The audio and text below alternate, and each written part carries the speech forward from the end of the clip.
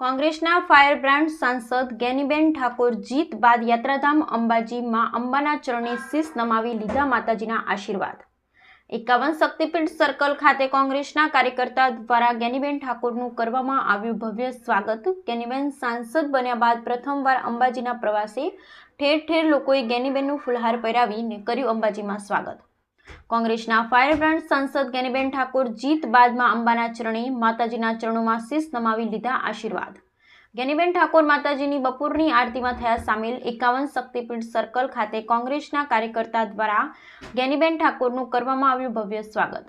જ્ઞાનીબેન સાંસદ બન્યા બાદ પ્રથમવાર અંબાજીના પ્રવાસે ઠેર ઠેર લોકોએ જ્ઞાનીબેનનું ફુલહાર પહેરાવીને કર્યું અંબાજીમાં સ્વાગત।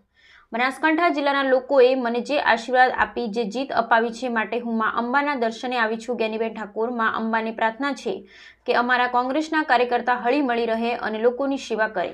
તારીખ 13 પ્રજાનો આભાર માનવાનો કાર્યક્રમ પ્રદેશ કોંગ્રેસ સમિતિ દ્વારા રાખવામાં આવ્યો છે। આવનાર સમયમાં ગુજરાતમાં જ્યાં પણ મારી જરૂર હશે ત્યાં હું સમય કાઢીને અચૂક પહોંચી।